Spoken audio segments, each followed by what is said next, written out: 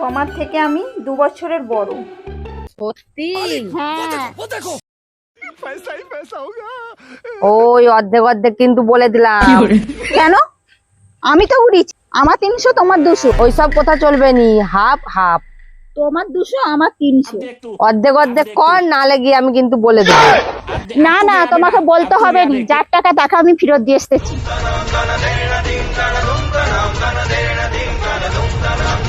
এই যে ভাই, 500 টাকা ক্যাশ দিচ্ছি, অনলাইন পেমেন্ট করতে পারবে? আমার দারুণ দরকার। হ্যাঁ, তোমার পেটিএম নাম্বারটা দাও। 9564। হয়ে গেছে, টাকাটা দাও। কেন বেকার দিতে গেলে? 250 টাকা করে তো হয়ে যেত।